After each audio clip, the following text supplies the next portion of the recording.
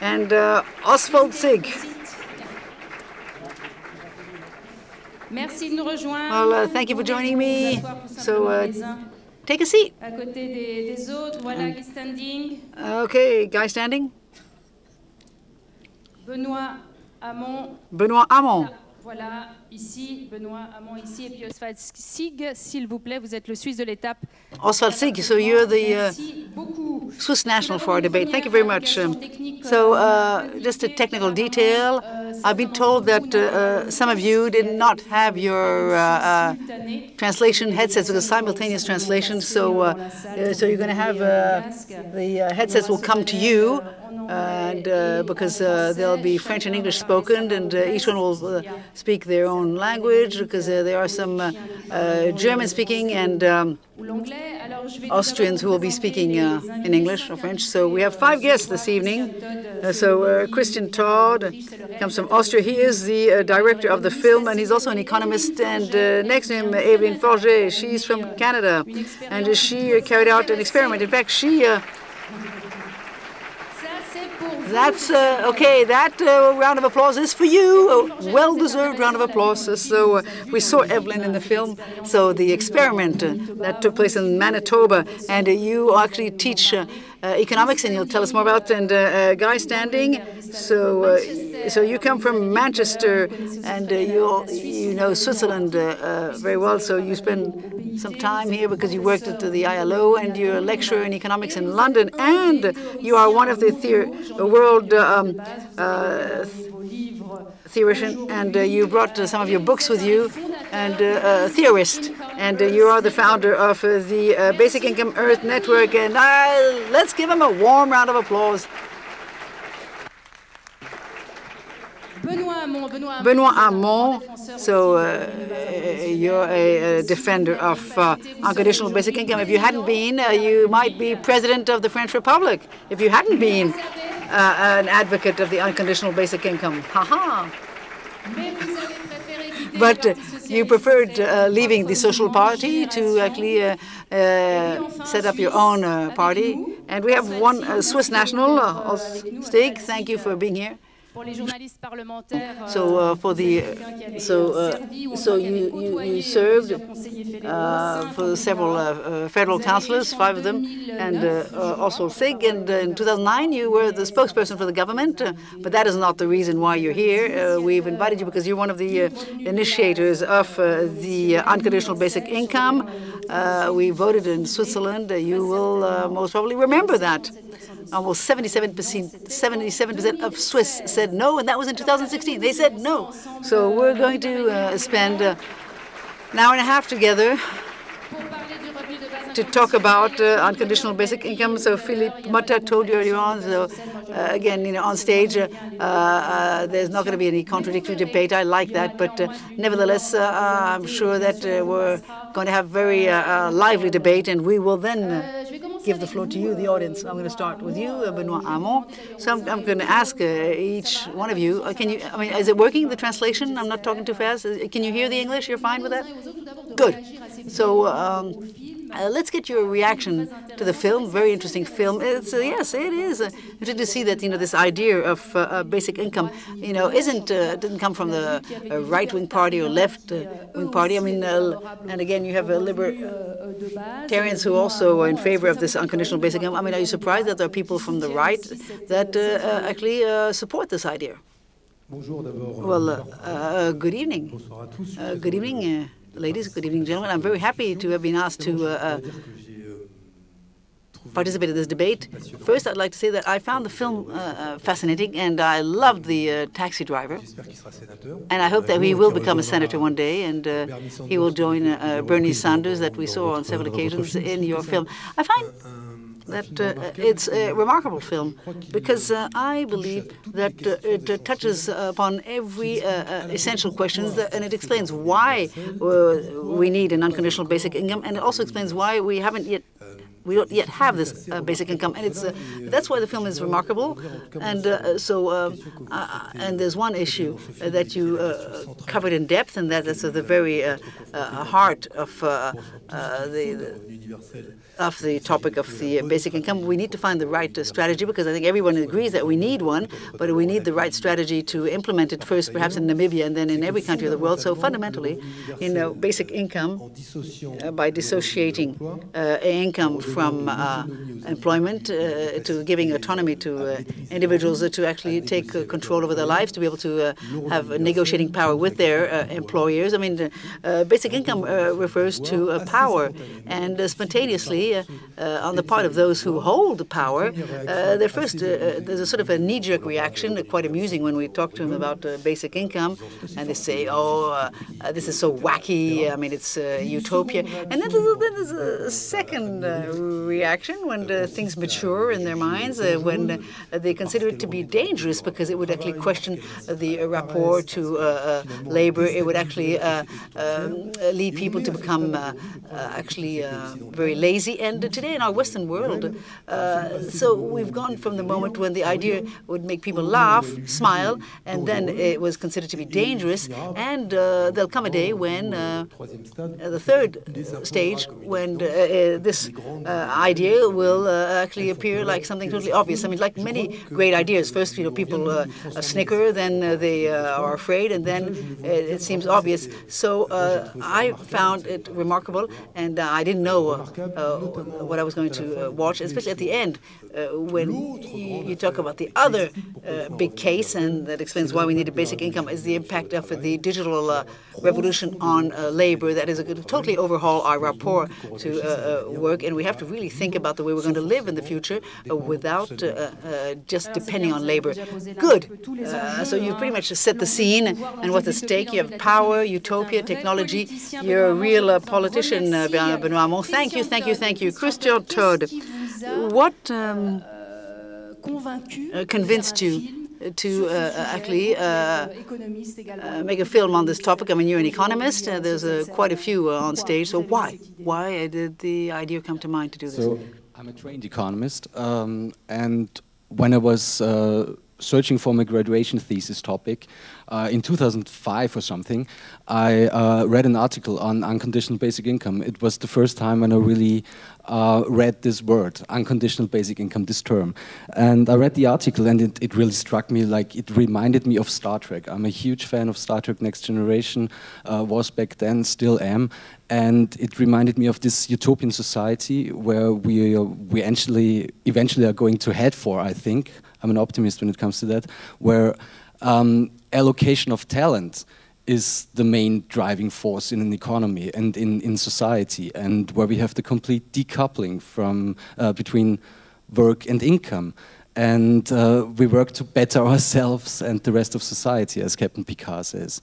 So it came quite natural for me. I always had this mindset, I guess, that that we are entitled to part of this this planet, the land of the planet, the resources of the planet, and that's actually my main point in defending basic income. That's why I chose to put Alaska right in the beginning of the movie.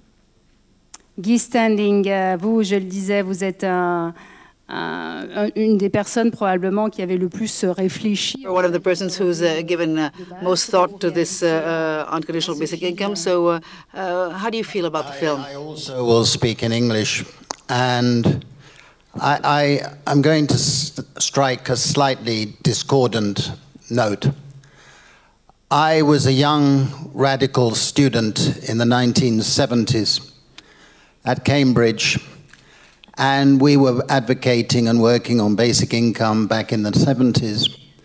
And then in early 1980s, a group of young philosophers, economists, sociologic people, architects, we formed BIEN, Basic Income European Network. And since 1986, every 2 years in a different capital, we've had an international congress. In 2002, we had it in Geneva, and in many other cities. We've had it in Paris, We've had it in various parts of the world. And I was watching this film, and many of those people who were in that film I've met and argued with. And I felt very angry watching some of the film. I'm sorry. Charles Murray, I've had many arguments with Charles Murray. And I'm glad to see that he's come round. He's come a long way. But I saw none of bien in the film. I saw too much Americans. The Americans were dominating that film too much. I'm sorry. The movement for basic income started in Europe. And it goes back, and we've been looking for the roots of basic income. And last year was the 800th anniversary of the founding document of our democratic constitutions. That document was the Charter of the Forest. And what it did, it said that every man and every woman had a right to subsistence, a right to a home, a right to be able to work, a right to access raw materials. It goes back to the 1217 Charter. And you will see in Europe, including some great French thinkers, some great Belgians, some great Germans and Italians, those fundamental Enlightenment values that have driven the debate on basic income. These Americans have come late to the scene. And I promise you, the film, and I'm a passionate believer in basic income, and I like many of the aspects of the film, but I promise you it would be twice as effective if you reduce the American content by at least a half. Alors peut-être une réponse. Thank you very much. I actually did that in the short version. There's a 52 minutes version for Europe. No, but really, yeah, I can see your point and apologize for only using the bien experts, Philippe van Parijs, and for my studies. So they and your writings were the foundation for me as an economist and as a human being to really grasp this idea. And when I developed the film, I didn't want to do the same thing as my graduation thesis, where only bien people are quoted. So maybe I overshot in the opposite direction. That's my excuse for it, probably. And this is important for me. I think the US are very important in our world, have been important since World War II. And yes, I wanted to do a movie that is also for the American audience, for an international audience. So I had to make some compromises.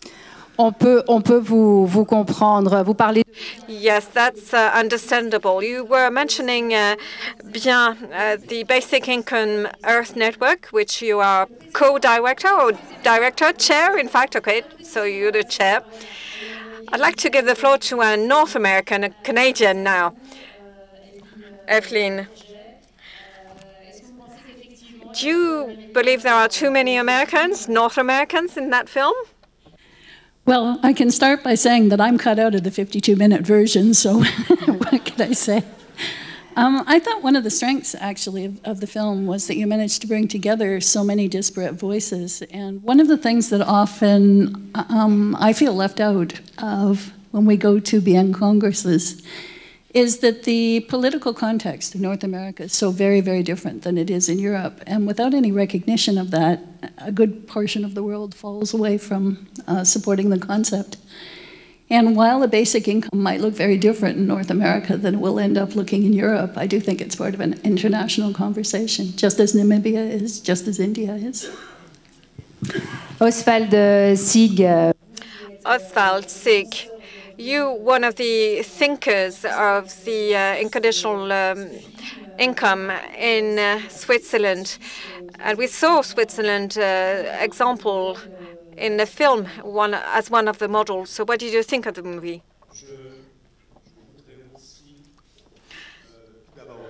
Well, first of all, good evening.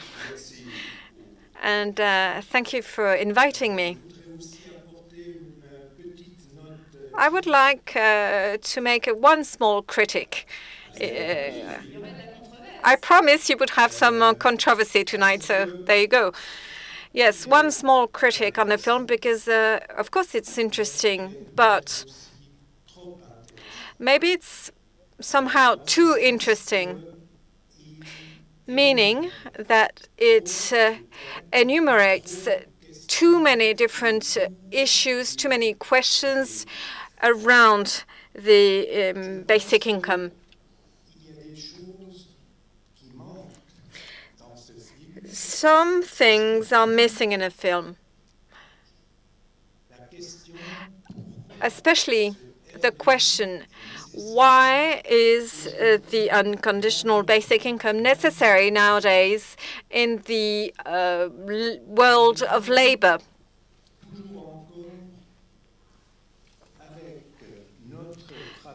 We're still living today because we have a profession, a paid profession, but this is a culture of slavery. Entrepreneurs buy our labor, and we live from the income, the wages we get from him, so that we can work for him.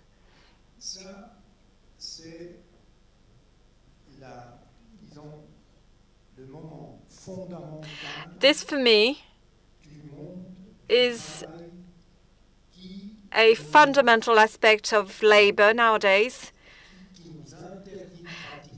that practically prevents us from living freely.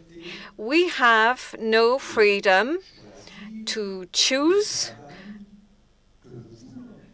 the work that we, or the job that we want, because I'm not going to say that we are slaves, really, but we are still obliged to work for a living. And the issue that we saw several times during the film, the question asked, what would you do if you did receive a basic income? That question is really a luxury. Those who are asking that question don't, in fact, need a basic income.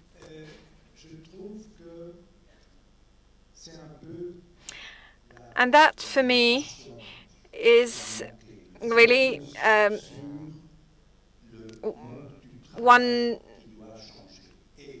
aspect that really was missing in the film. And another thing was missing, according to me, although the film was really a great film, but there was the issue of funding that basic income. This is a very open question. And I'm sure we're going to get to it later on. Yes, precisely, indeed. That's why we're having a debate, a discussion, to complement the film. The big issue in your film is to wonder whether this is a utopia or reality. I'd like to tell you a little story. Yesterday, I was talking to my son, who's 17. I was explaining I'm going to watch a movie about the unconditional basic income. He didn't know what it was, so I told him, and he thought it was complete nonsense. If this happens someday, nobody will ever work again. And then if we had it in Switzerland, of course, all the French people would come to Switzerland and to get that basic income, obviously.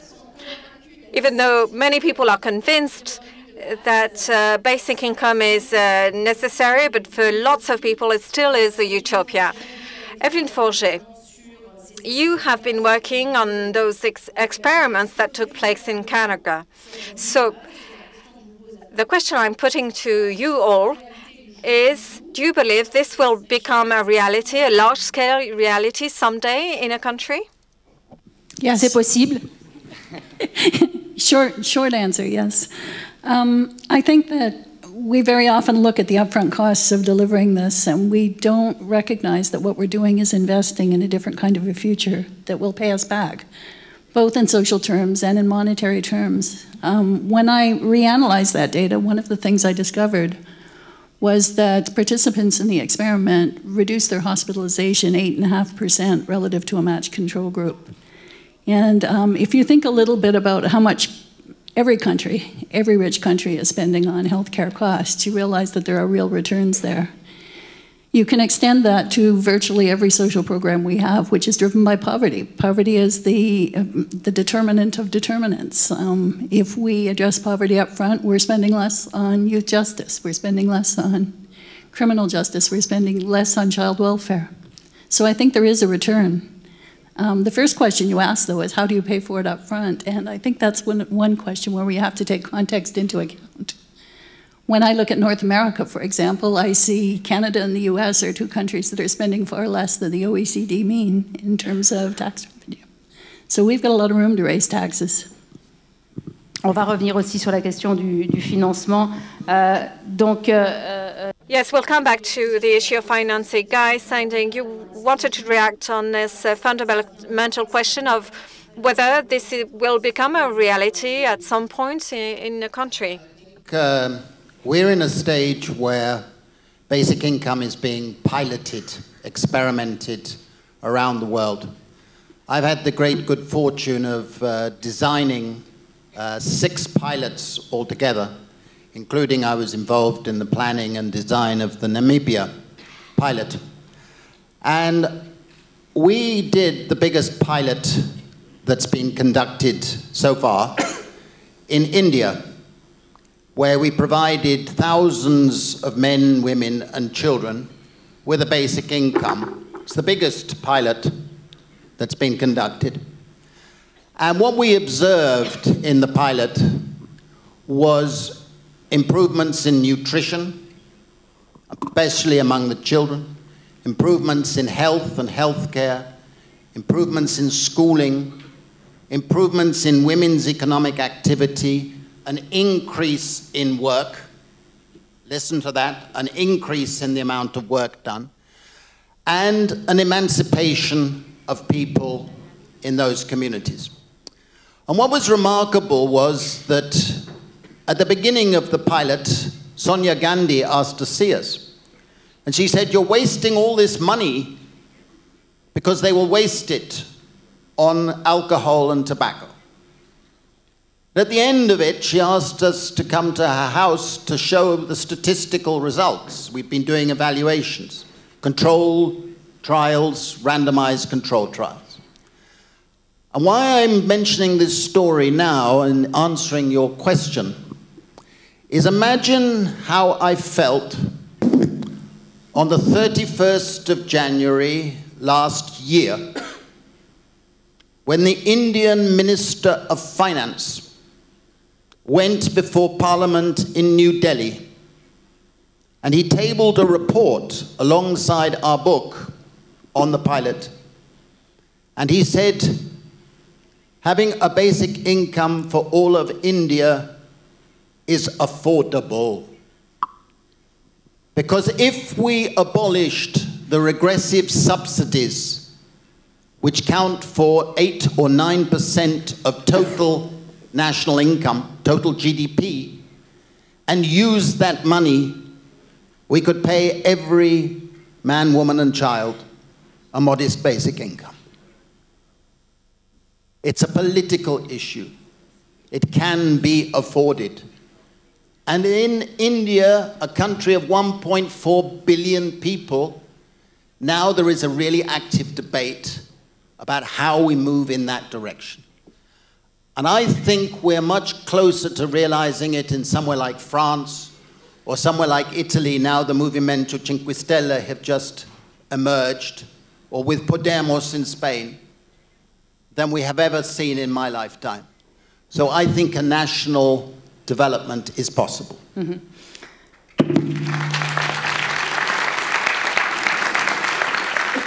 Benoît Hamon, vous me disiez aussi juste avant. Benoît Hamon, we were talking just before the film, and you were saying that there was a true momentum for relaunching this idea, and you said that you were going to pick up on the idea again in France. Yes, first of all, because I'd like to meet your son and find out, who on earth put those ideas into his mind.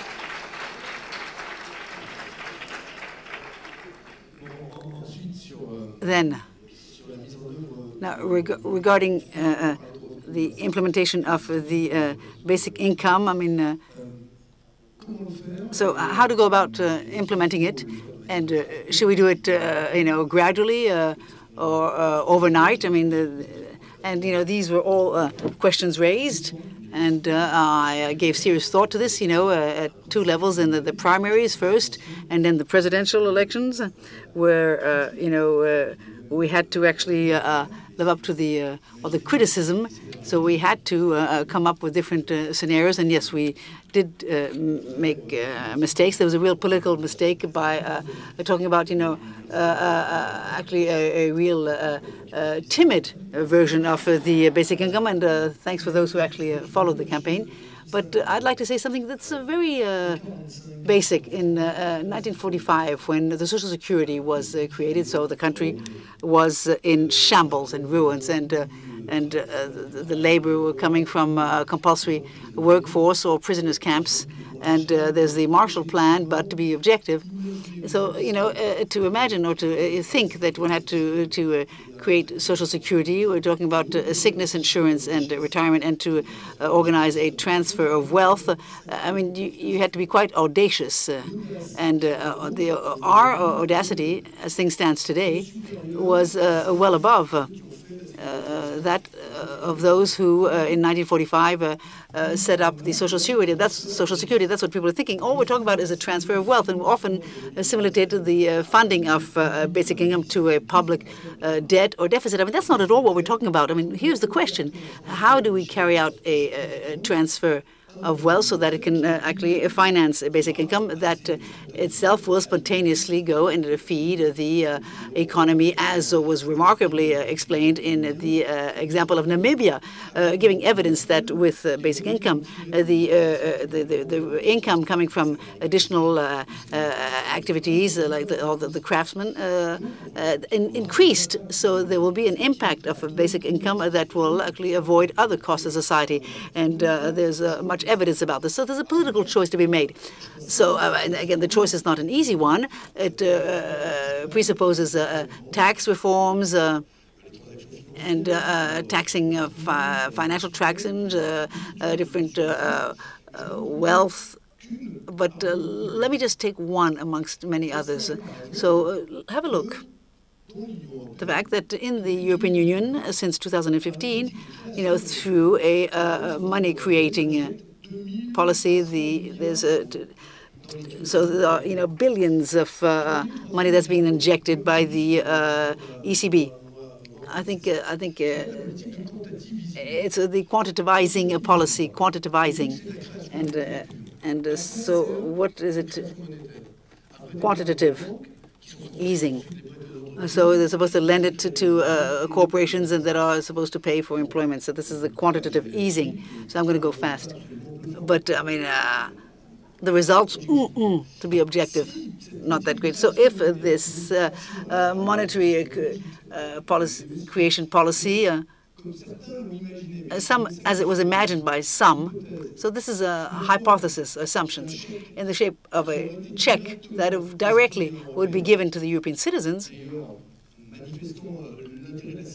And here we're going to look at the European citizenship versus European construction. Could have imagined a small basic income at the European level that would have been financed directly by the monetary creation policies.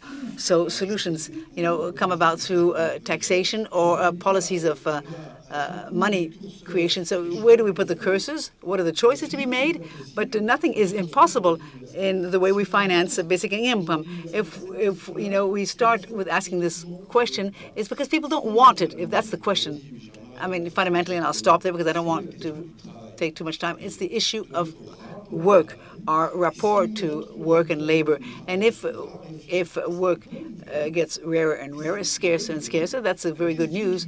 And the question that's being asked to us, so is there going to be a fierce fighting between everyone to actually share in something that's going to become more and more scarce, that is labor, and everybody's going to be subordinate to employers who have the power? Do we change the rules of the game by decorrelating income from labor, and by also recognizing that labor can exist outside of employment? Otherwise, we wouldn't talk about domestic labor, and we wouldn't talk about a full-time equivalent when we're talking about volunteering. And we start thinking about the monetary value of income, but also its social value, and so on and so on.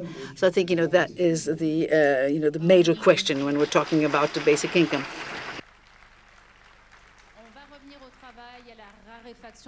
So we're going to talk about work, scarcity of labor, and robotization. So you've worked on this question, Oswald Sig? Yes. So how to fund it, especially in Switzerland? Sorry, we were talking about a basic income that some thought were actually crazy, 2,500 francs per adult. I mean, where do you find the money for all of this? Per month. Yeah, per adult, per month. For children, for my son, it would have been 600 francs per month. So where do you find the money? So to answer that question, let me tell you a short story. Okay, short. Promise it'll be short. Okay, fine. Not as long as the film. Here we go again. So on the Federal Square, you saw that happening in the film. We'd delivered 8 million of 5-cent coins, and this image went around the world. We dropped all these coins on the square. And a few weeks later, a private banker in Zurich, who saw this on the news, he wrote a letter to me. He wrote, "Dear sir, even though I'm a banker, a Swiss banker, and even though I'm a member of the Radical Democratic Party, and I subscribe to the NZZ, and I actually did my military service in the artillery heavy guns, Regiment 142. I'm for the basic income, and in addition, I could show you how it could be funded." I was quite astounded by this letter. So one spring day, 2014, this gentleman, dressed extremely elegantly, even for Zurich, he was waiting for me at the Hauptbahnhof, the railway station, and at the speed of 30 kilometers an hour, we were crossing in a black Mercedes. We were driving through the city, and he was at the wheel, and he was actually telling me his whole life, and he said we should actually take some radical measures, almost equivalent to revolution, to fight the excess of the Swiss financial system. 1 hour later, we ended up in front of a bungalow in the area of Tsumikon, and a bit later he told me his secret, his recipe, his very simple idea. So take the statistics of the Swiss National Bank and the payments made in 2012 and the total annual total, according to a number of 95 million, 95,378 billion, 709 million of Swiss francs. Wow. So if this amount of about 100,000 billion francs of the annual trade between member states, and the 93% to come from the financial industry, it would be subject to a very, very tiny tax, a micro tax, let's say 2 per thousand. Then we could once and for all give up all existing tax, and we could pay the basic and unconditional basic income. There you have it. So, if I understood you, it would be a micro tax on banking transactions, not only on bank trading, but on all the digital payments. So, Guy Standing, is this a good idea? Generalize from the points you've just been making. We are in Geneva. When I first came to Geneva in the 1970s, there was a tiny little organization down a little street that we used to laugh at because it was a funny name that sounded like a detergent company. And its director general was famous for having some dubious past. Let's leave it at that. Today, the biggest international bureaucracy in Geneva is that organization. It sounds like a detergent company. It's called WIPO. And WIPO in 1995, pushed by the Americans, introduced TRIPS, the trade-related aspects of intellectual property. And since TRIPS was passed in 1995, intellectual property rights have been globalized in an unprecedented way. I've just written a book called The Corruption of Capitalism. And why I'm mentioning this is this, that we are now ruled by a corrupted system of patents and copyright, industrial designs, brands, which give the multinational corporations guaranteed monopoly rents for 20 years in the case of patents, or pharmaceuticals 40 years, copyright for the whole of people's lives. And you can do calculations to show that the income going to these patents and copyright and industrial designs has multiplied tenfold since 1995 and accounts for over 20% of global income. If you had a levy, not only on transactions, financial transactions and Tobin tax type of thing, but if you had a levy on intellectual properties, which give monopoly pricing and monopoly rents to big corporations and the plutocrats, then we could easily pay for a modest basic income for every single citizen in our societies. It is a matter of politics, because that rental income has no moral or economic justification. It's disgraceful. But it starts in Geneva, of all places. So we have to have some residual responsibility by being here. Thank you very much. J'ai parlé tout à l'heure du montant. I was mentioning earlier the amount that was suggested during the Swiss campaign.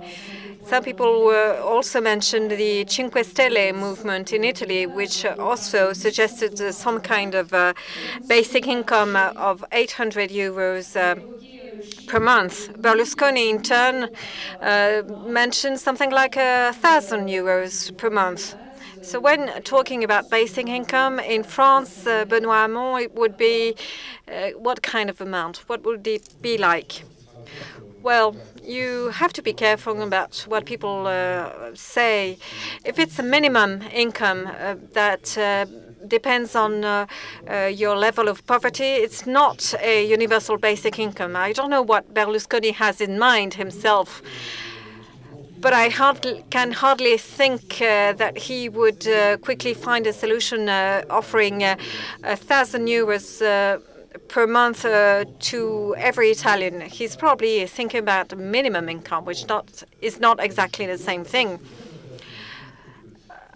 In passing, I thought there was something very interesting in a film, the evocation of Lyndon Johnson linked to Vietnam is one thing, but he was also a great visionary for social issues.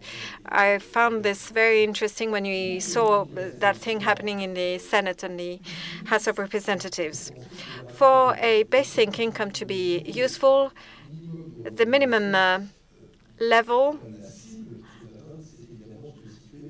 should be at least above poverty level, the poverty line.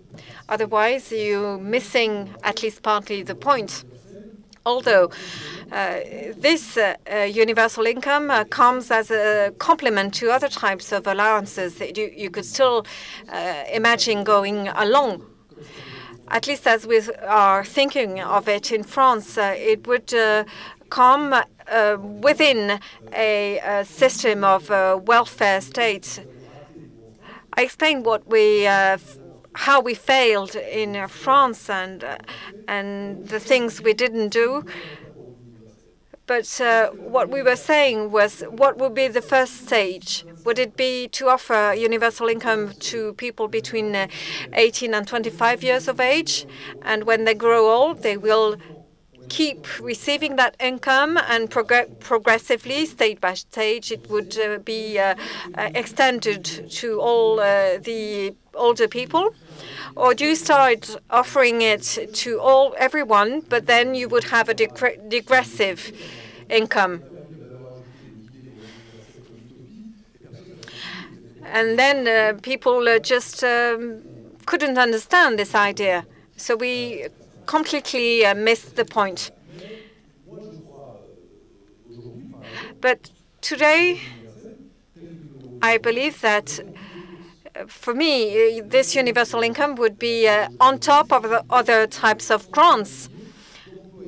And that would be, for example, freeing up all sorts of student jobs. Because if students were earning this income, they would have plenty of time to study and would free up some jobs. Whereas the system nowadays of grants is unfair on people who have some students having to work to afford their studies, to pay for their studies. If we want to aim for a target, it would be a minimum the poverty line level. Evelyn Forget, we see in the film the experience that took place in Manitoba. I think the amount at the time was 5,800 Canadian dollars per year, which today would amount to about $1,000. Well, $22,000. $2,000, yeah. It was set at a level slightly above the existing income assistance program at the time. So that's how they scaled it. It was designed to bring people up to just below the poverty threshold on the argument that they were receiving other benefits as well. Et est-ce qu'il y a des nouvelles expériences qui vont être Are any other experiments planned nowadays in Canada, in Ontario, I believe? Ontario has just begun a program this April, very much modeled on the Mincome project from the 1970s. They've got 3 different sites ongoing and a 4th site still under construction. It's being negotiated with First Nations, with Indigenous Canadians. They're trying to replicate the whole town idea of Dauphin, the saturation site, and they're also doing a randomized controlled trial at the same time. The benefit level there is set substantially above existing income assistance. They're focusing on people aged 18 through 64, and the level is essentially set at the level of seniors' pensions. Très bien. Dernière question que j'aimerais vous poser. On a beaucoup parlé effectivement. Yes, one last question I want to ask you. We mentioned the basic idea of decoupling work from income. You know that work and jobs are getting scarce, and the question is whether there is another choice than this income. Guy standing, I'm asking you the question because you were also saying that in France the idea could find its way and the UK as well. This gets to the heart of the subject in one sense. Every age throughout history has had its stupidity about what is work and what is not work. Our age is the most stupid in the whole of history. Only labor gets counted as work. So if I look after your elderly mother and you pay me, it counts as work. If I look after my own elderly mother, it doesn't count as work. This is sexist and ridiculous. At the moment, it's our existing social security system which discourages work in both senses. Because if you give income support only if they are poor, that means if you just improve your condition, you lose benefits. And this is called a poverty trap. And in most European countries, the poverty trap means that going from relying on some mean benefits into a low-wage job, you are effectively paying an 80% marginal tax rate. That acts as a disincentive to work. 80%. If the middle classes had to pay 80% marginal tax rates, they'd be revolting in the streets. It's 85% in Germany and Austria, incidentally. Now, what we need to do is encourage work, like care work, community work, development work, ecological work, rather than resource-depleting labor.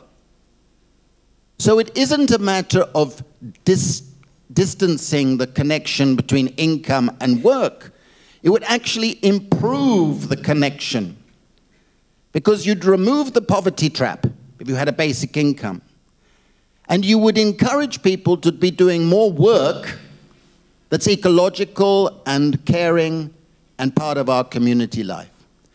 In this book, I've summarized all the pilots, all the evidence around the world, and without any doubt in my mind, if you have a basic income, you increase the amount of work people do.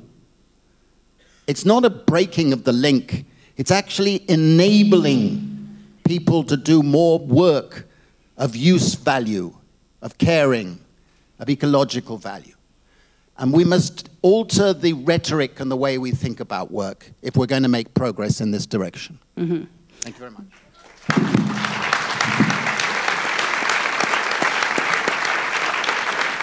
Benoît Hamon, vous parliez. Benoît Hamon, you mentioned the need to find new resources because there's going to be less and less jobs because of the advent of robotics, and you feel that it'll be compulsory to have the basic income because of the way society is evolving. Yes, I do think so. So yes, the scarcity of labor. So again, I mean, I'm not saying that my assumption is right 100%. I mean, there's been a lot of books written on this, academic publications that have been anticipating that the digital revolution is going to have a lot of impact on labor, is going to transform labor, and in some sectors will destroy many, many jobs. The Schumpeter equations, will it still work? Will we be able to create, with technological innovation, more jobs than it'll destroy? Up until now, everybody thought that it would work, but I mean, there's a real question mark. I was reading an excellent article on the results of a study by the Bank of London that thought that in the maritime economy, the fact that we have automated harbors or ports where the containers, are put on container ships through robots and no human beings, and now we have ships that are able to actually travel from one port to another without, any captain, and it'll be unloaded by other robots. And the Bank of London was anticipating actually the disappearance of 19 million jobs in the maritime economy. So these dockers, will they be able to train to do something else? So what's interesting, and I want to focus on this, so it's not a coincidence that we hear from the Silicon Valley voices of entrepreneurs, because they're at the origin of most work being done on artificial intelligence. We hear the voices also saying that today we feel that the universal basic income is indispensable because we feel that the applications of our research tomorrow will destroy more jobs than it will create. When Elon Musk, Mark Zuckerberg, Bill Gates, I mean, they are not dangerous leftists. So when they say this, I feel like listening to how they anticipate things, and there's no doubt. I mean, just look at the retail and trade today. This sector is going to be totally overturned by digital revolution. So we may be happy to have actually it means that a lot of women will actually not have to do very boring tasks and difficult tasks, being at the till. But what happens to them? The company yesterday was funding retirement by paying according to the number of people working, but if you don't have the employees, how are you going to pay for retirement? And the digital revolution brings up all these questions, and in my eyes, we need to definitely implement basic income. Thank you. So here's what I'm going to suggest. Let's give the floor to the audience. We have 30-odd minutes ahead of us until about 11:30. So please introduce yourself and keep your questions short. And I already see one hand raised. So wait, we're going to bring the microphone to you. There should be a roving mic roving around. So Yves Magat, who's my colleague for the Swiss Radio Television. Yes. And thank you, Esther. There's the danger of a perverse effect that was very well illustrated by what we saw in Alaska. So I'm putting money aside. So this is a perfect example of the definition of the state. Instead of providing, prefers giving a few crumbs to individuals, saying thank you, boss, for being so charitable, and they want to deprive the state of means to distribute it to the individual. So okay, Esther. So just you have someone who's doesn't have the same opinion. Who wants to take that question? Benoît Hamon? Fine.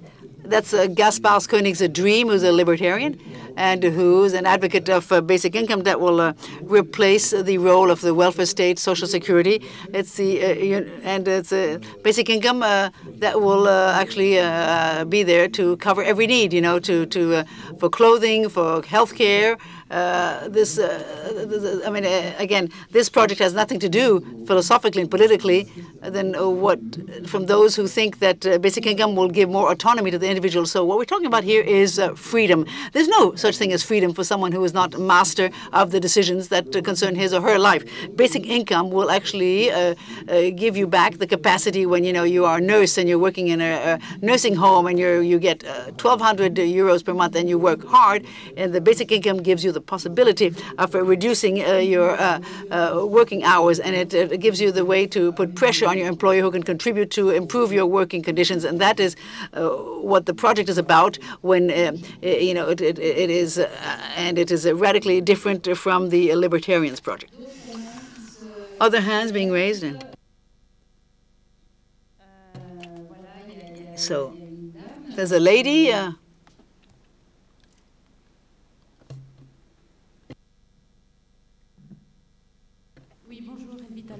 Yes, Elvira Alvarez. My question is very straightforward. I'd like to hear what you think about the Finnish case and the fact that it's mostly unemployed people who are testing this concept of basic income. So again, I have a partial reading of this. So this could go to show the interest, and it could illustrate what you were talking about earlier on, Mr. Hamon, on the transfer of the public financial load. So Finland, a guy standing, do you want to take that question? Before I come to the Finland place, I'd like to respond to the libertarian issue. I think those of us who support basic income have to be very worried about the libertarian conversion towards basic income. Friends of mine on the left are getting very angry because they say, see, you are encouraging the libertarians, and they want to dismantle the social state. We don't want to dismantle the social state. But I think the intelligent person on the left has to say, look, there's one thing about Republican freedom, the freedom to avoid domination by unaccountable others. That's a Republican freedom tradition. And the second thing is we need a social state to help the disabled, to help us be social solidarity, have strengthened social solidarity, to be able to have voice and oppose oppression and all of the forms of exploitation. So I'm not particularly worried about the libertarians because I think we can defeat them because they make no sense. But I do think it's a dangerous alliance we're seeing. On the Finland argument, I've been asked to be an advisor on the Finland pilot as of last year, and I've urged them to do a community experiment. What they've done is they've given 2,000 unemployed a sort of basic income, and what they're doing is testing moving away from conditionality. I think that's a useful test, because if it shows that you don't need to tell the unemployed to do this, that, or the other, because they want to improve their lives anyhow, that's good, because that's moving in the direction of what we want.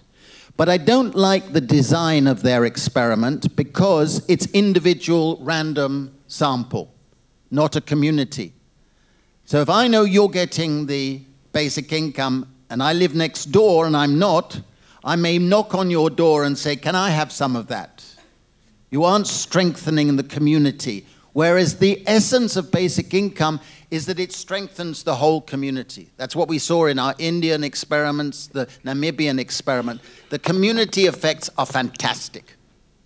And that's a vital part of it. And with the Finland experiment, you don't get that.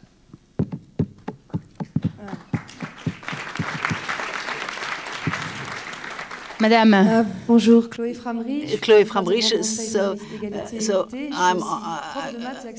I teach math, and I'm also a shareholder of the Swiss National Bank, and I'm in politics. And Esther Mamarbachi, I'd like to hear about financing the basic income. There's two things that you need to know. Perhaps people here don't know is that the Swiss National Bank is supposed to give 2/3 of its benefits to the canton at the end of the year. And last year we got a benefit of about 22 billion, and 1 billion only was actually paid back. And this year is 54 billion. So we're waiting for 40 billion that should be actually given. So and then there's the money plan initiative, a full money initiative that will be voted in June. And here the idea is to money without debt. This is a huge innovation to the canton or to the commune or to the citizens. Perhaps the moment has come to talk about this, and this initiative is going to happen in 2 months, 3 months. Okay, we're not going to talk about the money plan. So what's your question? So I mean, again, how do you feel about this? That the National Swiss Bank should actually use its benefits to actually pay for the basic income. Oswald Seeger, yes, it is definitely an alternative to our microtax initiative on the financial transactions, but I find that it is not.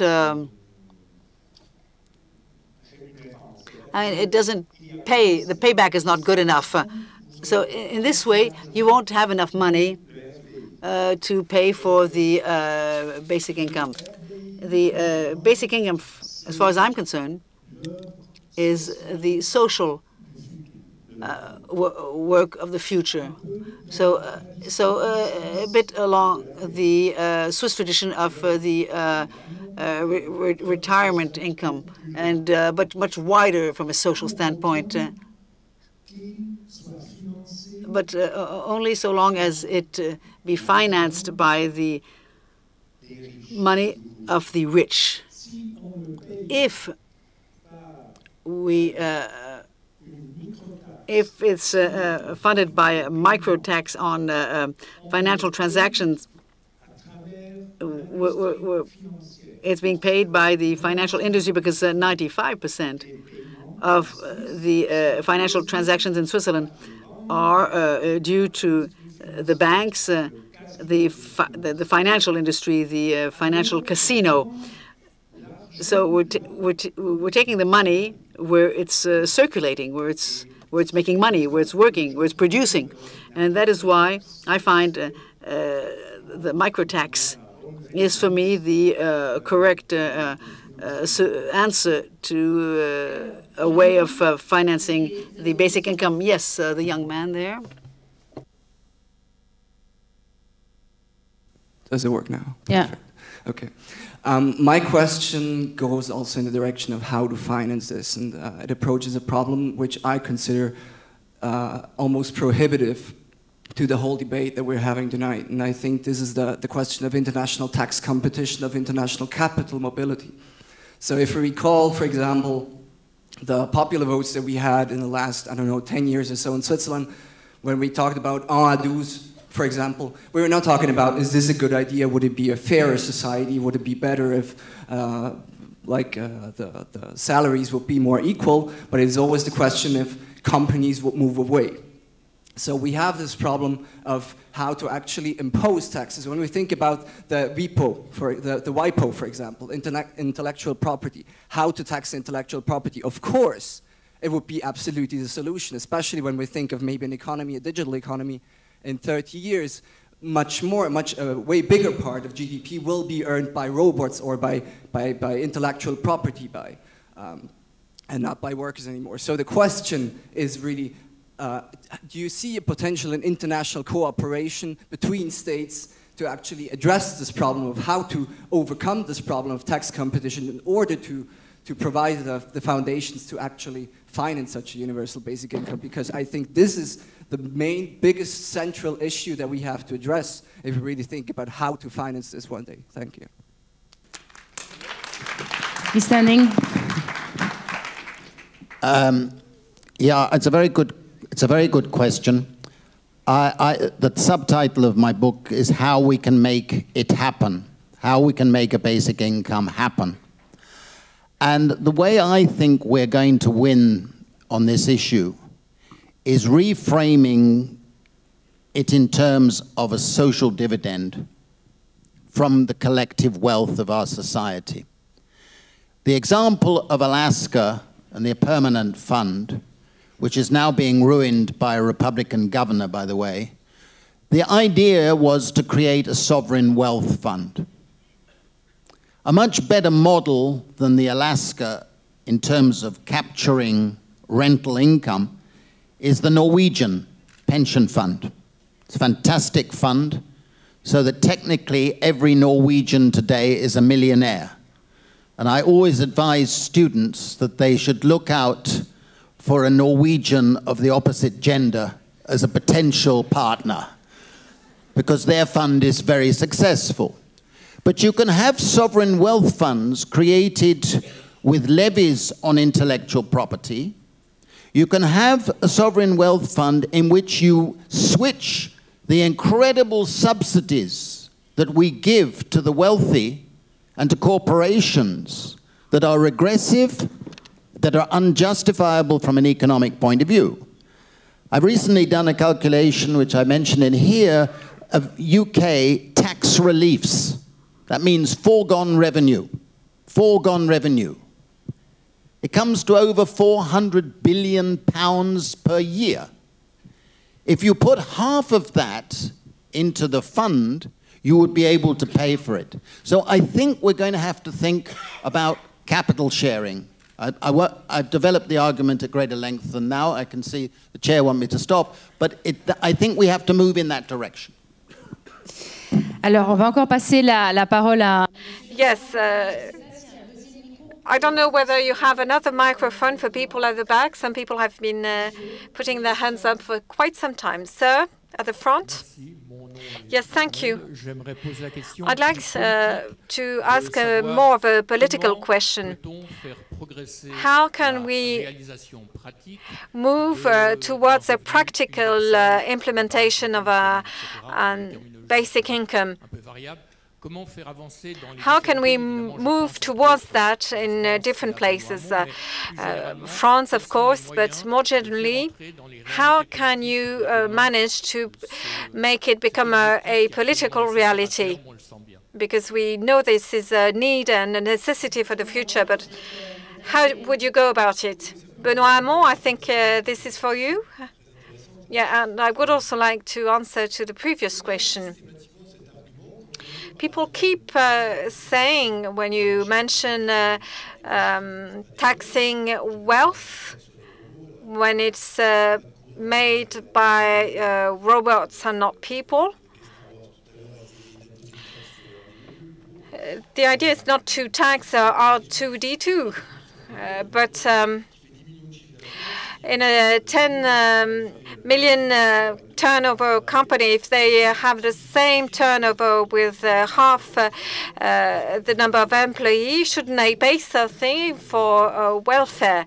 So tomorrow, when you are thinking about tax on added value, whether it comes from human labor or machine labor, people also mentioned the risk of capital fleeing the country. But what I have noticed is that in the European Union, we are nowadays already living with quite wide gaps between, for example, Nordic countries or Ireland or other European Union countries. However, this did not lead to the disappearance of economic activity in a single market, however. So we already have quite wide differences in tax being levied within Europe. So obviously, companies do not leave. Some of them will never, ever leave for a very good reason, because they are selling where they're producing. So for those issues, I believe we need to be very careful. This argument can be very easily contradicted, I believe. And there are two other ideas that are making their way in different countries. Whether you're poor or rich, the big idea is about climate change. People are understanding that we need to change the way we conceive development. If you only think about exponential wealth, you're getting to nothing. The other interesting idea is that what is not sustainable is not only the environmental debt that we are inflating, but also the idea that, socially speaking, this system is unsustainable. When we are talking about the what Reagan did,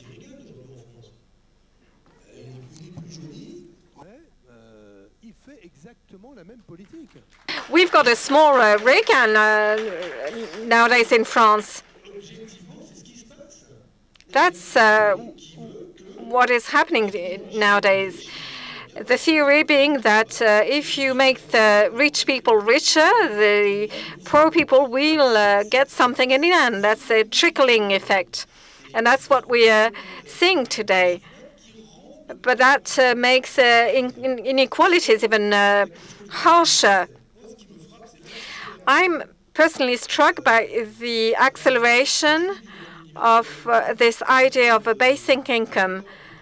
And we see this idea popping up everywhere around the world. Sanders was not a big fan initially of this idea, but he's working on it. And I worked with him and his teams everywhere in left-wing movements. This idea is taking shape. And I consider that this is a reason for optimism. Yes, gentlemen.